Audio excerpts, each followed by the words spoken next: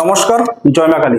আমি Prashanta Chakraborty, easy way learning ক্লাসেসের assistant faculty. আগেও আমার দু তিনটা ভিডিও এসেছিল on the basis of TTADC exam, like geography of Tripura বা টিটিএডিসি।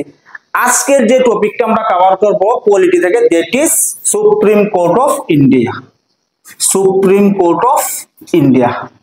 এবার তুমি টেট পরীক্ষা দাও, টিপিএসসি দাও, এসএসসি দাও, এনি কাইন্ড অফ তুমি কম্পিটিটিভ এক্সাম দাও, সেই ক্ষেত্রে তোমার ইন্ডিয়ান জুডিশিয়ারি সিস্টেম একটা ভাইটাল রোল প্লে করে, বা প্রত্যেকটা এক্সামে মোরলেস কোশ্চেন আছে। এবার যখন আমরা সুপ্রিম কোর্ট নিয়ে ডিসকাশন করি, আমাদের প্রথম যে ব্যাপারটা জানা দরকার যে which part and article of Indian constitution deals with supreme court of India.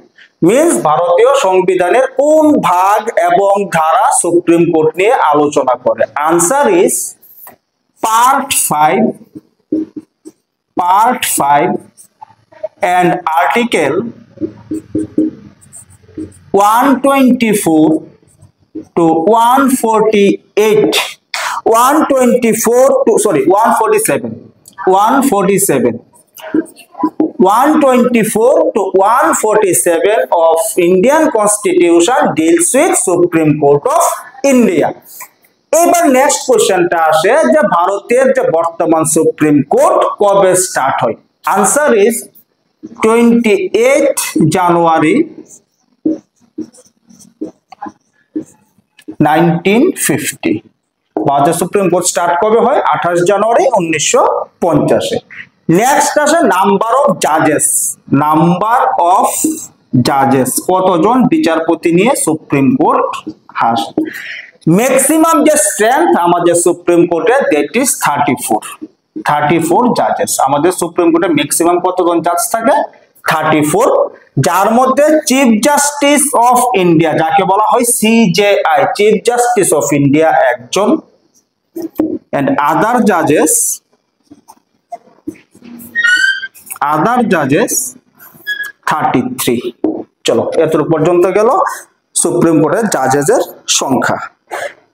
Supreme কোর্টের ব্যাপারে আরেকটা কথা বলে রাখি, যে supreme court is the apex court of India. Apex court of India. Supreme court is the apex court of India. এবার next আসো যে ব্যাপারটা আমাদের জানা দরকার, দ্যাট ইজ অ্যাপয়েন্টমেন্ট অফ জাজেস। সুপ্রিম কোর্টের বিচারপতিদের কিভাবে নিয়োগ করা হয়? এবার দেখো নিয়োগটা কি, ইজি কনসেপ্ট, ইজি ভাবে বুঝো। 1998 ভারতবর্ষে সুপ্রিম কোর্টে একটা কনসেপ্ট ইন্ট্রোডিউস হয়, দ্যাট ইজ কলেজিয়াম। এবার কলেজিয়াম কি? কলেজিয়াম কইতে পারো ওয়ান কাইন্ড অফ কমিটি, যেটার মধ্যে কয়জন থাকে? 5 জন জাজেস থাকে। কে কে? চিফ জাস্টিস অফ ইন্ডিয়া থাকবো একজন, চিফ জাস্টিস অফ ইন্ডিয়া একজন, এন্ড আদার 4 সিনিয়র মোস্ট জাজেস of supreme court. Senior most জাজেস অফ সুপ্রিম কোর্ট। এবার কলেজিয়ামে কে কে থাকে? চিফ জাস্টিস অফ ইন্ডিয়া, এবং তারপরে যে সিনিয়র মোস্ট 4 জন জাজেস থাকে সুপ্রিম কোর্টের, সেই 4 জন মিস টোটাল 5 জন জাজদের নিয়ে সুপ্রিম কোর্টের কলেজিয়াম গঠিত হয়। এবার যখন বিচারপতিদের অ্যাপয়েন্টমেন্টের ব্যাপার আসে, তখন কি হয়? যে কলেজিয়াম আছে, কলেজিয়াম রিকমেন্ড করে জাজেসদের নাম। কারে রিকমেন্ড করে? প্রেসিডেন্টে। তুমি যদি বেসিক্যালি নরমাল সেন্সে ভাবো, যখন আমাকে প্রশ্ন করা হয় যে জাজেস of supreme court appoint by hmm? President of India. ভারতের রাষ্ট্রপতি সুপ্রিম কোর্টের বিচারপতিদের নিয়োগ করে, but on the recommendations of collegium. Collegium যখন রিকমেন্ড করে তারপর অ্যাপয়েন্ট করে। সো আমরা কি দেখলাম? সুপ্রিম কোর্ট জাজেস appointed by President of India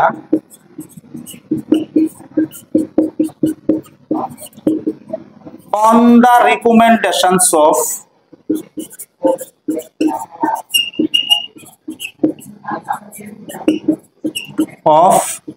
Collegium of Supreme Court। Collegium of supreme court. চলো, এবার কি হলো? আমরা জাজেস অ্যাপয়েন্টমেন্ট গেল। এবার যেটা প্রশ্ন আসে যে ভারতের সুপ্রিম কোর্টে আমি প্রথমেই তোমরা বললাম যে 34 জন হচ্ছে আমাদের স্ট্রেংথ, যার মধ্যে একজন চিফ জাস্টিস থাকে, বাকি 33 জন আদার জাজেস থাকে। এবার প্রশ্ন আসে চিফ জাস্টিস হিসেবে কাকে অ্যাপয়েন্ট করা হয়। যখন এই কোশ্চেনটা আসে যে চিফ জাস্টিস হিসেবে কাকে অ্যাপয়েন্ট করা হয়, তখন অন্য কোনো কিছু ভাবার দরকার নাই, ডাইরেক্টলি সিনিয়র মোস্ট জাজেস of supreme court, senior most জাজেস অফ সুপ্রিম কোর্ট। সুপ্রিম কোর্টের যিনি সিনিয়র মোস্ট জাজ থাকেন তাকে প্রেসিডেন্ট, ভারতের রাষ্ট্রপতি, সুপ্রিম কোর্টের চিফ জাস্টিস হিসেবে অ্যাপয়েন্ট করে। গেল এই ব্যাপারটা। এবার আসো acting chief justice, acting chief justice. এবার অ্যাক্টিং চিফ জাস্টিসটা কি? সামহাউ তর্কের খাতিরে ধরানো কোনো না কোনো কারণে ভারতবর্ষে চিফ জাস্টিসের পোস্টটা খালি হইল, উনি অসুস্থ হইতে পারেন, উনি রিজাইন করতে পারেন, যে কোনো কারণে সুপ্রিম কোর্টের চিফ জাস্টিসের পোস্টটা খালি হইল, তখন কি হয়? একজনকে অ্যাক্টিং চিফ জাস্টিস হিসেবে নিয়োগ করা হয় এবং তিনি ততদিন পর্যন্ত তার দায়িত্ব পালন করেন যতদিন না নতুন chief justice of India appoint হন। এবার প্রশ্ন আসে কোন আর্টিকেল? আর্টিকেল 126, ভারতীয় সংবিধানের আর্টিকেল 126 অনুযায়ী অ্যাক্টিং চিফ জাস্টিসকে অ্যাপয়েন্ট করা হয়। নেক্সট আসে অ্যাডহক জাজেস, অ্যাডহক জাজেস। এবার প্রশ্ন আসে অ্যাডহক জাজেস কাকে বলা হয়? আগে বলে রাখি আর্টিকেল কত? আর্টিকেল 127, সংবিধানের ধারা 127 অনুযায়ী অ্যাডহক জাজেস অ্যাপয়েন্ট করা হয়। এবার প্রশ্ন আসে অ্যাডহক জাজেস কারে বলা হয়? সুপ্রিম কোর্টের স্ট্রেংথ কত? 34, বাট অলওয়েজ কিন্তু 34 জাজেস থাকে না, কম থাকে, সবসময় 34 থাকে না। বাট সুপ্রিম কোর্ট রান করতে গেলে, অ্যাক্টিভ থাকতে গেলে মিনিমাম 7 জন জাজ থাকতেই লাগবে, মিনিমাম 7 জনের কম জাজ থাকলে সুপ্রিম কোর্ট চলতে পারতো না। এবার দেখা গেল কোনো কারণে যদি সুপ্রিম কোর্টের এক্সিস্টিং জাজের সংখ্যা 7 এর কম হয়, তখন কি করা হয়? অ্যাডহক জাজ অ্যাপয়েন্ট করা হয়। এবার অ্যাডহক জাজ রে অ্যাপয়েন্ট করে কে?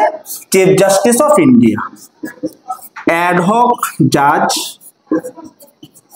Appointed by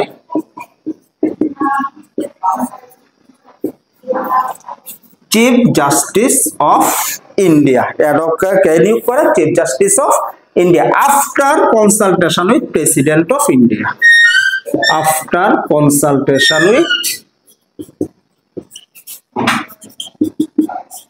president of India.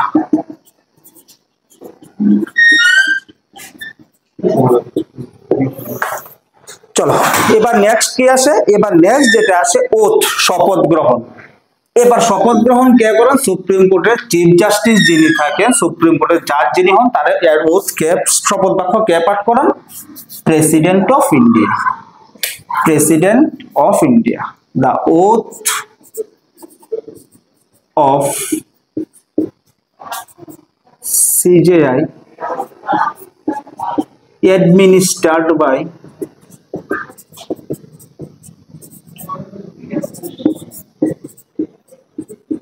President of India। Supreme কোর্টের চিফ জাস্টিস বা জাজরা শপথ বাক্য কে পাঠ করেন? ভারতের প্রেসিডেন্ট। নেক্সট প্রশ্ন যেটা পরীক্ষার মধ্যে জিজ্ঞাসা করে, দ্যাট ইজ টার্ম, সময়সীমা, তারা কতদিন পর্যন্ত চাকরি করতে পারে। সুপ্রিম কোর্টের জাজরা কোন বয়স পর্যন্ত তাদের পোস্টে বহাল থাকতে পারে এবং তারপর তারা চাকরি থেকে, মানে চাকরির সময়সীমা শেষ হয়, তারা রিটায়ারমেন্টে যায়। Up to the age 65, up to 65 years, 65 বছর বয়স পর্যন্ত সুপ্রিম কোর্টের জাজরা তার পদে থাকতে পারে। দেন যেটা আসে দ্যাট ইজ রেজিগনেশন, রেজিগনেশন। এবার ধরো সাপোজ কোন কারণে যে কোনো জাজ সুপ্রিম কোর্টে নিজের চাকরি থেকে রিজাইন করতে চায়, এবার প্রশ্ন আসে রেজিগনেশন লেটারটা জমা দিব কার কাছে? এবার যখন এই ব্যাপারটা আসে অনেকে কনফিউজ থাকে, অনেকে বলে chief justice of India. No, যখন সুপ্রিম কোর্টের কোনো জাজ নিজের পোস্ট থেকে রিজাইন করতে চায়, তখন সে রেজিগনেশন লেটার সাবমিট করে টু প্রেসিডেন্ট, রাষ্ট্রপতির কাছে তার রেজিগনেশন লেটার সাবমিট করে। আরেকটা কথা ইন্টারেস্টিং ফ্যাক্ট তোমাদের বলে রাখি, যখন কোনো ব্যক্তি সুপ্রিম কোর্টের জাজ হিসেবে চাকরি করে এবং চাকরি থেকে রিটায়ারমেন্টে যায়, after that he cannot practise law in any court of India. চাকরির থেকে রিটায়ারমেন্টে যাওয়ার পর ভারতবর্ষের লোয়ার কোর্ট হোক, হাই কোর্ট হোক, সুপ্রিম কোর্ট হোক, কোনো কোর্টে আর কোনো দিন উনি ল প্র্যাকটিস করতে পারেন না। এনি জাজেস অফ সুপ্রিম কোর্ট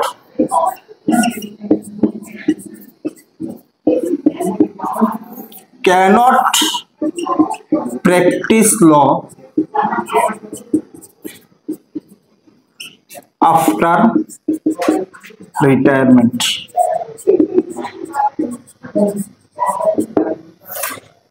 চলো এবার গেল তারা রিটায়ারমেন্টের ব্যাপারে কোনো কোর্টে প্র্যাকটিস করতে পারে। এবার প্রশ্ন আসে যেটা থেকে তোমাদের কোশ্চেন করা হয়, দ্যাট ইজ রিমুভাল অফ জাজেস। রিমুভাল অফ জাজেস। এবার রিমুভাল অফ জাজেস কি, মানে সুপ্রিম কোর্টের কোনো জাজে ধরো সে কোনো কারণে উনির পদে থাকার যোগ্য না, ওনাকে পদে রাখা যেত না, তখন ওনাকে কি করবো, পদ থেকে রিমুভ করা হবে। একটা কথা বলি, যখন তোমাদের সুপ্রিম কোর্টের জাজদের রিমুভের ব্যাপার বলা হয় প্রসেসটাকে কি করে, প্রসেসটা বলা হয় ইমপিচমেন্ট।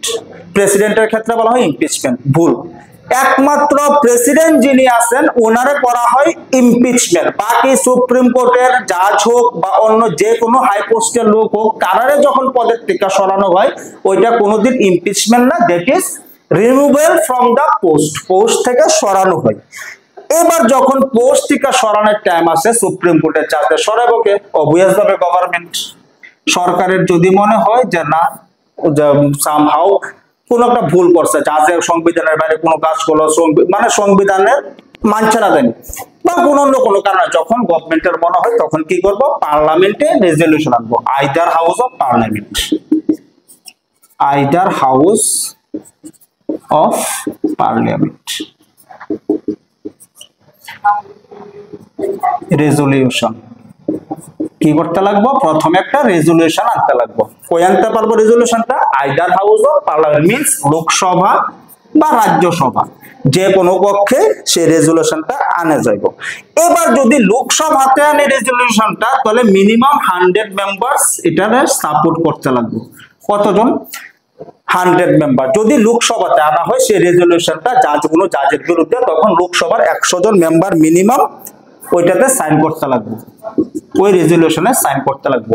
এবার প্রশ্ন আসে যদি রাজ্যসভাতে আনা হয়, তখন মিনিমাম 50 মেম্বার্স সাইন করতে লাগবে, মিনিমাম 50 জন সদস্য সমর্থন করতে লাগবে ওই রেজলিউশনটা। তারপর কি করা হবে, তখন যে জাজরে পদ থেকে সরানোর ব্যাপারে ওই রেজলিউশনটা আনা হইব, সে জাজে কি করা হবে, একটা নোটিশ দেওয়া হইব, একটা নোটিশ দেওয়া হইব এবং বলা হইব যে 14 দিনের মধ্যে জবাব দাও, 14 days। কারণ ভারতবর্ষ এমন একটা দেশ যেখানে প্রত্যেকটা ব্যক্তিরে নিজের নির্দোষ প্রমাণ করার লেগে সময় দেওয়া হয়। এবার সাপোজ কোন জাজের বিরুদ্ধে যদি কোনো এলিগেশন আনা হয়, তখন তারও সুযোগ দেওয়া হয় মিনিমাম 14 দিনের, যে তোমার 14 দিনের সময় দেওয়া হইলো, এবার তুমি নিজেরা আইদার নির্দোষ প্রমাণ করো, আর না হলে আমরা যা করার আমরা তা করবো, মিন্স তোমার পদ থেকে আমরা রিমুভ করবো।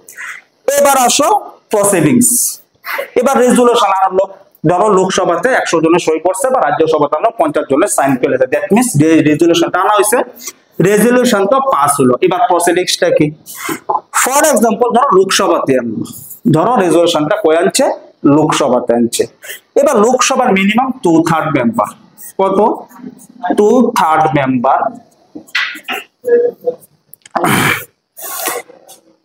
of present and voting members। এটার মানে কি, প্রেজেন্ট এন্ড ভোটিং মেম্বার্স কি, আমরা লোকসভা টোটাল সদস্য সংখ্যা কত, 543। এবার যখন রেজলিউশনটা আনা হবে, যেদিন পার্লামেন্টে ভোটাভুটি হইব, তখন কিন্তু 543 দূরে হইতো না। কেন লেগে হইতো না, কারণ আমাদের পার্লামেন্টের সব সদস্য সব সেশনে উপস্থিত থাকে না, বা অনেকে অনেক রেজলিউশন বা ভোটাভুটির মধ্যে অংশগ্রহণ করে না। তখন দেখা হইব যে যেদিন ভোটাভুটি হইব সেদিন পার্লামেন্টে কতজন সদস্য উপস্থিত বা কতজন সদস্য ভোট দান করলো, বা যতজন সদস্য ভোট দিব তার 2/3 মেম্বার ওই রেজলিউশনটার ফেভারে যদি ভোট দেয়, তাহলে কি হইব ওই রেজুলেশনটা লোকসভাতে পাস হইব। এবার লোকসভাতে পাস হওয়ার পরে কি অবভিয়াস ভাবে রেজুলেশনটা কই পাঠানো হইব রাজ্যসভাতে। এবার যখন রাজ্যসভাতে গেল রাজ্যসভা তো সেম ভাবে 2/3 মেম্বার কোনটা প্রেজেন্ট এন্ড ভোটিং লোকসভাতে পাস হওয়ার পর রাজ্যসভাতে যখন পাঠানো হবে তখন রাজ্যসভা তো যেদিন ভোটাভুটি হইব উপস্থিত সদস্য বা ভোটদানকারী সদস্যের 2/3 মেম্বার যদি ওই রেজুলেশনটার ফেভারে ভোট করে তাহলে রাজ্যসভা তো কি হইব রেজুলেশনটা পাস হইব। এবার প্রশ্ন আসে যে ভারতবর্ষে কি কোনো জাজরে এইভাবে রিমুভ করা হয়েছে নি? বেসিক্যালি ভারতবর্ষে এখন পর্যন্ত 3বার 3জন জাজের বিরুদ্ধে এরকম রেজুলেশন আনা হয়েছিল কিন্তু কোনোবারই প্রসেস কমপ্লিট হয়েছে না। ওয়াই? বিকজ প্রসেস কমপ্লিট করার আগে কনসার্ন যিনি জাজ আসলো তিনি তাদের পদের থেকে স্বইচ্ছায় রিজাইন করে দিয়েছেন। কারণ কেউ চাইতো না যে নিজের নামটা ইতিহাসে এইভাবে আসুক যে নিজের পদ থেকে সরানো হয়েছে, রিমুভ হয়েছে। আফটার অল সুপ্রিম কোর্টের জাজ বা হাইকোর্টের জাজ, অনেক বড় পোস্ট। তো বেসিক্যালি এখন পর্যন্ত 3বার এই ধরনের রেজুলেশন আনা হয়েছিল কিন্তু 3বারই প্রসেস কমপ্লিট হয়েছে না। কারণ কি? কারণ প্রসেস কমপ্লিটের আগে যার বিরুদ্ধে আনা হয়েছিল সেই 3জন জাজ নিজের পদ থেকে রিজাইন করে দিছিল। এবার যদি প্রশ্ন আসে কোন কোন জাজ, যদি কেউ জানতে চাও, প্রথম আনা হয়েছিল 1992। ফার্স্ট কবে আনা হয়েছিল? 1992 জাস্টিস ভি রামাস্বামীর বিরুদ্ধে। ভি রামাস্বামী উনি কে আসলেন? জাজেস অফ সুপ্রিম কোর্ট। জাজেস অফ সুপ্রিম কোর্ট। সেকেন্ড বার কবে আনা হয়েছিল? 2011। 2011তে কার বিরুদ্ধে আনা হয়েছে? জাস্টিস সৌমিত্র সেন। এবার সৌমিত্র সেন কোন কোর্টের? জাজেস of Kolkata high court. Kolkata high court. And 3 number বার আনা হয়েছিল 2011তে এগেইনস্ট হুম? জাস্টিস পিডি দিনাকরণের বিরুদ্ধে। পিডি দিনাকরণ উনি কোন কোর্টের? হি ওয়াজ আ জাজ অফ সিকিম হাইকোর্ট। জাজেস অফ সিকিম হাইকোর্ট। ভারতবর্ষে এখন পর্যন্ত রিমুভালের রেজুলেশন এই 3জন জাজের বিরুদ্ধে আনা হয়েছিল। কার কার বিরুদ্ধে? 1992 জাস্টিস ভি রামাস্বামী জাজেস of supreme court, 2011 justice Soumitra Sen জাজেস অফ কলকাতা হাইকোর্ট, এন্ড 2011তে আবার আসলো জাস্টিস পিডি দিনাকরণ জাজেস অফ সিকিম হাইকোর্ট। বাট কোনোবারই প্রসেস কমপ্লিট হয়েছে না, কারণ প্রসেস কমপ্লিট করার আগে তারা নিজের পদের থেকে রিজাইন করে দিচ্ছিলেন। নেক্সট যে পার্টটা আসে that is qualifications of supreme court জাজেস। কোয়ালিফিকেশনস কি কি যোগ্যতা থাকা দরকার? কোয়ালিফিকেশনস। এবার কোয়ালিফিকেশনস এর মধ্যে ফার্স্ট কি আসে? Should be citizen of India. Should be citizen of India. should be citizen of India. Number 1 qualification. Number 2 should be judges of High Court for 5 years or advocate of High Court for 10 years. Means either High Court এর জাজ হিসেবে কাজ করার অভিজ্ঞতা থাকতে লাগবে 5 বছরের, নালে অ্যাজ আ লয়ার অ্যাডভোকেট হিসেবে কাজ করার অভিজ্ঞতা থাকতে হবে 10 বছরের। কোথায়? হাই কোর্টে। এন্ড নাম্বার 3 লাস্ট 3 নাম্বারটা কি? the person should be